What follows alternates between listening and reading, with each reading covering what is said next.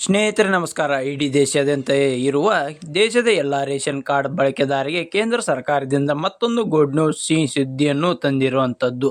ಇನ್ನು ಮುಂದೆ ಪ್ರತಿಯೊಬ್ಬರಿಗೂ ಕೂಡ ಪ್ರತಿ ತಿಂಗಳು 1,000 ರೂಪಾಯಿ ಸಹಾಯಧನ ಕೇಂದ್ರ ಸರ್ಕಾರದಿಂದ ಉಚಿತವಾಗಿ ಸಿಗುತ್ತೆ.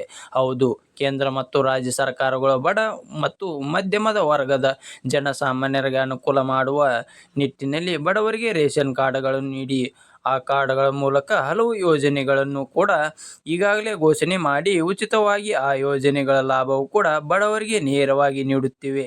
ಇದೀಗ ಮತ್ತೊಮ್ಮೆ ಎಲ್ಲ ಪಡಿತರ ಚೀಟಿದಾರರಿಗೆ ಇನ್ನು ಮುಂದೆ ಪ್ರತಿ ತಿಂಗಳು ಕೂಡ 1,000 ರೂಪಾಯಿ ಹಣ ಕೇಂದ್ರ ಸರ್ಕಾರದಿಂದ ಉಚಿತವಾಗಿ ನೀಡಲು ಅತಿ ದೊಡ್ಡ ನಿರ್ಧಾರ ಮಾಡಿದೆ. ಹಾಗಿದ್ರೆ ಬನ್ನಿ, ಕೇಂದ್ರ ಸರ್ಕಾರ ಘೋಷಣೆ ಮಾಡಿರುವುದಾದರೂ ಏನು? ಪ್ರತಿ ತಿಂಗಳು 1,000 ರೂಪಾಯಿ ಹಣ ಪಡೆದುಕೊಳ್ಳಲು ಹೇಗೆ ಅನ್ನಭಾಗ್ಯದ ಯೋಜನೆ ಅಡಿ ಜಾರಿಗೆ ತಂದಂಥ ರೇಷನ್ ಕಾರ್ಡ್ ಮಧ್ಯಮದ ವರ್ಗದ ಬಡ ವರ್ಗದ ಜನರಿಗೆ ಭಾರಿ ಪ್ರಯೋಜನ ಕೂಡ ನೀಡುತ್ತಾ ಬಂದಿದೆ.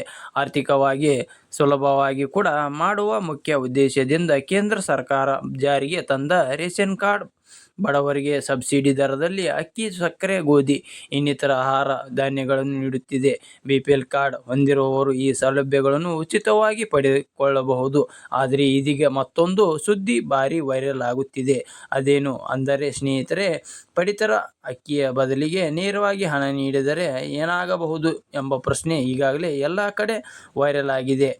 ಈಗಾಗಲೇ ಈ ಚರ್ಚೆ ಮುನ್ನೆಲೆಗೆ ಬಂದಿದ್ದು, ಈ ಬಗ್ಗೆ ನಿರಂತರವಾಗಿ ಚರ್ಚೆ ನಡೆಯುತ್ತಿದೆ. ಈ ಪಡಿತರ ಚೀಟಿಯನ್ನು ನೀಡುವಂಥ ಅಕ್ಕಿಯ ಗುಣಮಟ್ಟದ ಕುರಿತು ಆಗಾಗ ಚರ್ಚೆಗಳು ಸುದ್ದಿ ಆಗುತ್ತಲೇ ಇವೆ. ಸರ್ಕಾರದ ಬೊಕ್ಕಸಕ್ಕೆ ಪೆಟ್ಟು ಎನ್ನುವ ಸರ್ಕಾರ ಕೂಡ ಪಡಿತರ ಚೀಟಿ ಮೂಲಕ 1 ಕಿಲೋ ಅಕ್ಕಿಯನ್ನು ಖರೀದಿಸಲು, ಸಂಗ್ರಹ ಮಾಡಲು ಮತ್ತು ಜನರಿಗೆ ತಲುಪಿಸಲು ಸುಮಾರು 40 ರೂಪಾಯಿ ಖರ್ಚು ಮಾಡುತ್ತಿದೆ ಎನ್ನಲಾಗಿದೆ. ಆದರೆ ಈ ಉಚಿತವಾಗಿ ನೀಡಲಾಗುವಂಥ ಅಕ್ಕಿ ಈ ಹಿಂದೆಯೂ ಕೂಡ ಸಾರ್ವಜನಿಕರಿಗೆ ತೆರಿಗೆ ಹಣವನ್ನು ಕೂಡ ಬಳಕೆ ಮಾಡಲಾಗುತ್ತಿತ್ತು. ಆದರೆ 2025 ಏಪ್ರಿಲ್ನಿಂದ ಅಕ್ಟೋಬರ್ ನಡುವೆ ಸಾಗಣೆ ಮಾಡಿರುವಂಥ ಸಂಗ್ರಹಣೆ ದೋಷಗಳಿಂದಾಗಿ 53,000 ಟನ್ ಆಹಾರ ಧಾನ್ಯ ಹಾಳಾಗಿದೆ ಎಂದು ವರದಿಯಾಗಿದೆ. ಇದರಿಂದ ಸರ್ಕಾರ ಆರ್ಥಿಕತೆ ಮೇಲೆ ದೊಡ್ಡ ಪೆಟ್ಟು ಬಿದ್ದಿದೆ ಎನ್ನಲಾಗಿದೆ. ಈ ಸರ್ಕಾರದ ಹೊಸ ನಿರ್ಧಾರ ಜನರಿಗೆ ಬೆಂಬಲ. ಈ ಬೃಹತ್ ನಷ್ಟ ಮತ್ತು ಅಕ್ರಮ ಪಡಿತರ ದುರುಪಯೋಗಗಳನ್ನು ಕೂಡ ತಡೆಯಲು ನೇರ ಲಾಭ ವರ್ಗಾವಣೆ ವ್ಯವಸ್ಥೆಯನ್ನು ಜಾರಿಗೆ ತರಲು ಸರ್ಕಾರ ಯೋಜನೆ ರೂಪಿಸುತ್ತಿದೆ ಎಂದು ಹೇಳಲಾಗುತ್ತಿದೆ. ಈ ಸರ್ಕಾರವು ಪ್ರತಿ ತಿಂಗಳು ಕೂಡ ಕಿಲೋ ಖರ್ಚು ಮಾಡುವವರು 40 ರೂಪಾಯಿಯನ್ನು ನೇರವಾಗಿ ಬಡವರ ಖಾತೆಗೆ ಜಮಾ ಮಾಡಿದರೆ ಈ ಮೂಲಕ ಜನರು ತಮ್ಮ ಇಷ್ಟದಂತೆ ಉತ್ತಮ ಗುಣಮಟ್ಟದ ಅಕ್ಕಿಯನ್ನು ಕೂಡ ಖರೀದಿ ಮಾಡಬಹುದು ಎಂಬುದು ಜನಸಾಮಾನ್ಯರ ಅಭಿಪ್ರಾಯ. ಒಂದು ವೇಳೆ ಈ ಯೋಜನೆ ಏನಾದರೂ ದೇಶದ ಜಾರಿಗೆ ಬಂದರೆ ಪಡಿತರ ವ್ಯವಸ್ಥೆಯಲ್ಲಿ ಮಹತ್ವದ ಬದಲಾವಣೆಯಾಗಲಿದೆ ಎಂಬುದು ಇದರ ಮುಖ್ಯ ಉದ್ದೇಶ ಎನ್ನುವ ಪ್ರಸ್ತುತ ಈ ಯೋಜನೆಯು ಕೂಡ ದೇಶದ 80 ಕೋಟಿ ಹೆಚ್ಚು ಜನರಿಗೆ ನೆರವಾಗುತ್ತದೆ. ಸರ್ಕಾರ ಯಾವ ನಿರ್ಧಾರ ತೆಗೆದುಕೊಳ್ಳುತ್ತದೆ ಎಂದು ಕಾದು ನೋಡಲೇಬೇಕಾಗುತ್ತದೆ. ಈ ಧಾನ್ಯವನ್ನು ಕೂಡ ಖರೀದಿಸಲು ಮತ್ತು ಸಂಗ್ರಹಣೆ ಮಾಡಲು, ಸಾಗಿಸಲು ಮತ್ತು ಅದರ ಮೇಲಿನ ಬಡ್ಡಿಯಂಥ ಖರ್ಚುಗಳನ್ನು ಸೇರಿಸಿದರೆ 1 ಕಿಲೋ ಧಾನ್ಯವು ಕೂಡ ಪಡಿತರ ಅಂಗಡಿಗಳಿಗೆ ತಲುಪಿಸಲು 26ರಿಂದ 46 ರೂಪಾಯಿವರೆಗೆ ಖರ್ಚು ವೆಚ್ಚ ಆಗುತ್ತದೆ.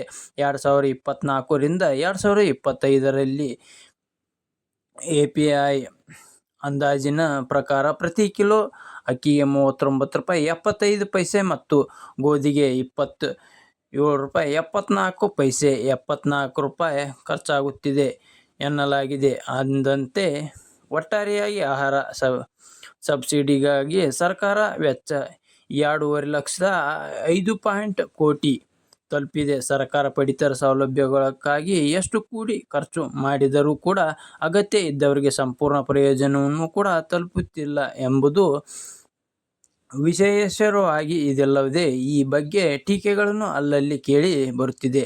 ವಿವಿಧ ವರದಿಗಳ ಪ್ರಕಾರ ಸುಮಾರು 28% ಅಗ್ಗದ ಧಾನ್ಯಗಳನ್ನು ಆಹಾರ ಇಲ್ಲದವರಿಗೆ ಕೂಡ ತಲುಪುತ್ತಿದೆ ಎನ್ನಲಾಗಿದೆ. ಅಂದರೆ ಸರಿ ಸುಮಾರಾಗಿ 20 ಮಿಲಿಯನ್ ಟನ್ ಧಾನ್ಯ ಪ್ರತಿ ವರ್ಷ ದುರುಪಯೋಗವಾಗುತ್ತಿದೆ ಅಥವಾ ಹಾಳಾಗುತ್ತಿದೆ.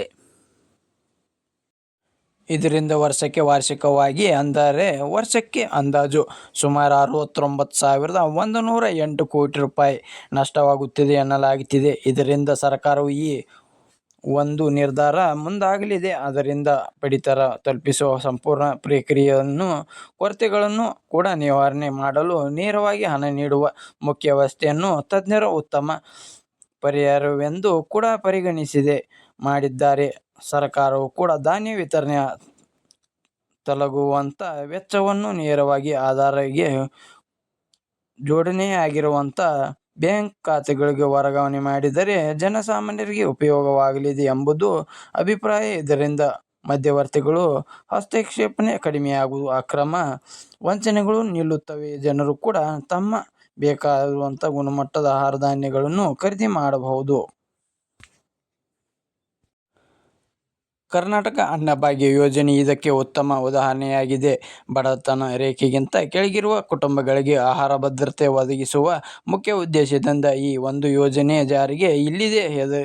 ಇದರಲ್ಲಿ ಪ್ರತಿ ಸದಸ್ಯರು ಕೂಡ ಹೆಚ್ಚುವರಿಯಾಗಿ 5 ಕೆಜಿ ಅಕ್ಕಿ ನೀಡಲಾಗುತ್ತಿತ್ತು. ಆದರೆ ಇದೀಗ ಈ ಅಕ್ಕಿ ಬದಲಿಗೆ ಹಣ ಅಥವಾ ಪೌಷ್ಟಿಕ ಆಹಾರ ಕಿಟ್ ನೀಡಲಾಗುತ್ತಿದೆ.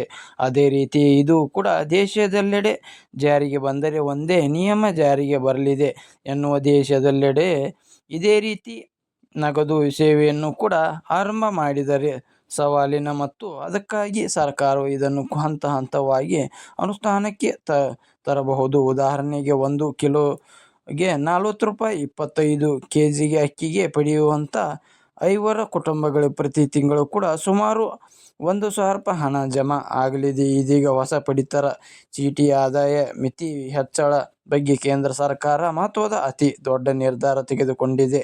ಇನ್ನು ಮುಂದೆ ನಕಲಿ ದಾಖಲೆಗಳು ಸೃಷ್ಟಿ ಪಡೆದಂಥ BPL ಕಾರ್ಡುಗಳನ್ನು ಕೂಡ ರದ್ದುಪಡಿಸಿ APLಗೆ ವರ್ಗಾಯಿಸುವಂಥ ಕೆಲಸ ಮುಂದುವರಿದೆ. ಇದರ ಬೆನ್ನಲ್ಲೇ BPL ಕಾರ್ಡ್ಗಳಿಗೆ ಆದಾಯ ಮಿತಿಯನ್ನು ಕೂಡ ಹೆಚ್ಚಿಸಬೇಕೆಂದು ಜನಸಾಮಾನ್ಯರ ಮನವಿ ಮಾಡಿಕೊಂಡಿದ್ದು, ಇದಕ್ಕೆ ಸ್ಪಂದಿಸಿದಂಥ ಕೇಂದ್ರ ಸರ್ಕಾರವು ಕೊನೆಯ ಗುಡ್ ನ್ಯೂಸ್ ನೀಡಿದೆ.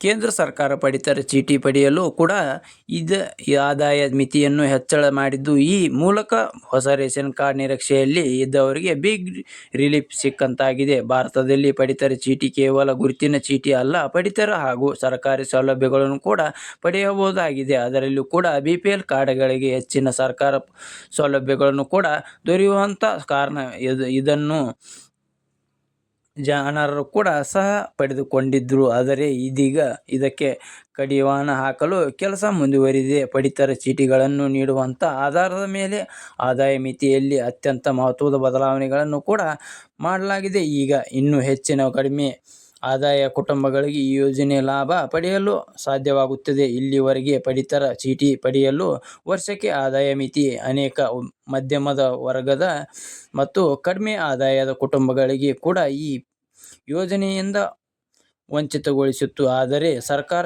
ಇದೀಗ ಈ ಮಿತಿಯನ್ನು ಹೆಚ್ಚಿಗೆ ಮಾಡಿದೆ. ಅಂದರೆ ನಿಮ್ಮ ಆದಾಯ ಕೂಡ ಈ ಹಿಂದಿನ ನಿಗದಿಪಡಿಸಿದ ಮಿತಿಗಿಂತ ಸ್ವಲ್ಪ ಹೆಚ್ಚಿರಲಿದೆ. ಆದರೂ ಕೂಡ ನೀವು ಇನ್ನೂ ಪಡಿತರ ಚೀಟಿ ಪಡೆಯಲು ಅರ್ಹರೆಂದು ಪರಿಗಣಿಸಬಹುದು. ಈಗಿನ ಹಣದುಬ್ಬರದ ಪರಿಸ್ಥಿತಿಯಲ್ಲಿ ಈ ಸಮಸ್ಯೆಗಳನ್ನು ಎದುರಿಸುತ್ತಿರುವಂಥ ಸುರಕ್ಷಣಾ ಜಾಲವನ್ನು ಕೂಡ ಒದಗಿಸುವ ಈ ಉಪಕ್ರಮವು ಕೂಡ ಪ್ರಮುಖ ಉದ್ದೇಶವಾಗಿದೆ. ಸ್ನೇಹಿತರೆ, ಸರ್ಕಾರದ ಈ ನಿರ್ಧಾರದಿಂದ ವಿಶೇಷವಾಗಿ ಅಸಂಘಟಿತ ವಲಯಗಳಲ್ಲಿ ಕೆಲಸ ಮಾಡುವವರಿಗೆ ಅಥವಾ ಸ್ಥಿರ ಆದಾಯದ ಮೂಲವನ್ನು ಹೊಂದಿರುವವರಿಗೆ ಅಥವಾ ಈ ಪ್ರಯೋಜನಗಳನ್ನು ನೀಡುತ್ತಿರುವ 6 ಕುಟುಂಬಗಳಿಗೆ ಈಗ ಸದ್ಯಕ್ಕೆ ಆಧಾರದ ಮೇಲೆ ಹೊಸ ಪಡಿತರ ಚೀಟಿಗಳನ್ನು ಕೂಡ ನೀಡಲಾಗುತ್ತಿದೆ.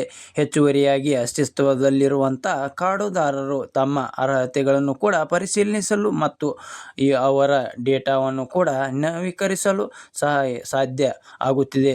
ಸರ್ಕಾರ ಆದಾಯ ಮಿತಿಯನ್ನು ಕೂಡ ಹೆಚ್ಚಿಸಿದೆ. ಇದು ಮಾತ್ರವಲ್ಲದೆ ಈ ಪ್ರಕ್ರಿಯೆಯಲ್ಲಿ ಪಾರದರ್ಶಕತೆ ಮತ್ತು ನೀಡಿದೆ. ಪಡಿತರ ಚೀಟಿಗೆ ಅರ್ಜಿ ಸಲ್ಲಿಕೆ ಮಾಡುವವರಿಗೆ ಈಗ ಮೊದಲಿಗಿಂತ ಹೆಚ್ಚು ಸರಳವಾಗಿದೆ. ನೀವು ಕೂಡ ನಿಮ್ಮ ಹತ್ತಿರದ ಸಾರ್ವಜನಿಕ ಸೇವಾ ಕೇಂದ್ರ ಅಥವಾ ಅಧಿಕೃತ ಪೋರ್ಟಲ್ ಮೂಲಕ ಆನ್ಲೈನ್ನಲ್ಲಿ ಅರ್ಜಿ ಸಲ್ಲಿಕೆ ಮಾಡಬಹುದು. ಎಲ್ಲ ಕಾರ್ಡುದಾರರು ಕೂಡ ನೆನಪಿನಲ್ಲಿಟ್ಟುಕೊಳ್ಳಬೇಕಾದಂಥ ಪ್ರಮುಖ ಅಂಶವೆಂದರೆ ಈ KYC ಸರ್ಕಾರವು ಎಲ್ಲ ರೇಷನ್ ಕಾರ್ಡ್ ಫಲಾನುಭವಿಗಳಿಗೆ ಆಧಾರ್ ಸೀಡಿಂಗ್ ಮತ್ತು ಈ KYC ಕಡ್ಡಾಯಗೊಳಿಸಿ ನಕಲಿದ ಕಾರ್ಡ್ಗಳನ್ನು ಕೂಡ ತೊಡೆದುಕೊಳ್ಳಲು ಕೂಡ ಮತ್ತು ಆಹಾರ ಧಾನ್ಯಗಳು ನಿಜವಾಗಿಯೂ ಅಗತ್ಯ ಇದ್ದವರಿಗೆ ಮಾತ್ರ ತಲುಪುವಂತೆ ನೋಡಿಕೊಳ್ಳುವುದು ಇದರ ಮುಖ್ಯ ಉದ್ದೇಶವಾಗಿದೆ. ನೀವು ಇನ್ನೂ ನಿಮ್ಮ ರೇಷನ್ ಕಾರ್ಡ್ಗೆ ಸಂಬಂಧಪಟ್ಟಂತೆ ಈ KYC ಪೂರ್ಣಗೊಳಿಸದೇ ಇದ್ದರೆ ಅತಿ ಶೀಘ್ರದಲ್ಲೇ ನಿಮ್ಮ ಪಡಿತರ ವ್ಯಾಪಾರಗಳನ್ನು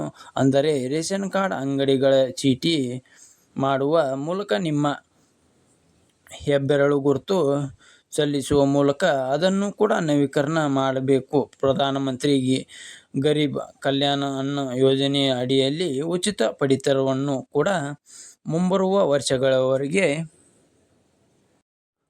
ಮುಂದುವರಿಯುತ್ತದೆ. ಇದರ ಆದಾಯ ಮಿತಿಯನ್ನು ಕೂಡ ಹೆಚ್ಚಿಸಿದ ನಂತರ ಸೇರುವ ಹೊಸ ಕುಟುಂಬಗಳಿಗೆ ಪ್ರತಿಯೊಬ್ಬರು ವ್ಯಕ್ತಿಗೆ ನಿಗದಿತ ಪ್ರಮಾಣ ಧಾನ್ಯ ಅಂದರೆ ಗೋಧಿ ಮತ್ತು ಅಕ್ಕಿ ಪ್ರತಿ ತಿಂಗಳು ಉಚಿತವಾಗಿ ಸಿಗುತ್ತದೆ ಎಂದು ಕೇಂದ್ರ ಸರ್ಕಾರ ಸ್ಪಷ್ಟಪಡಿಸಿದೆ. ಅನೇಕ ರಾಜ್ಯಗಳಲ್ಲಿ ದ್ವಿದಳ ಧಾನ್ಯಗಳು, ಎಣ್ಣೆ ಮತ್ತು ಉಪ್ಪಿನಂಥ ಅಗತ್ಯ ವಸ್ತುಗಳನ್ನು ಕೂಡ ಧಾನ್ಯಗಳ ಜೊತೆಗೆ ಸಬ್ಸಿಡಿ ದರದಲ್ಲಿ ಅಥವಾ ಉಚಿತವಾಗಿ ನೀಡುತ್ತದೆ. ಈ ಪಡಿತರ ಚೀಟಿ ನಿಯಮಗಳಲ್ಲಿ ಈ ಸಡಿಲಿಕೆ ಲಕ್ಷಾಂತರ ಕುಟುಂಬಗಳಿಗೆ ತುಂಬಾ ಸಹಾಯವಾಗಲಿದೆ.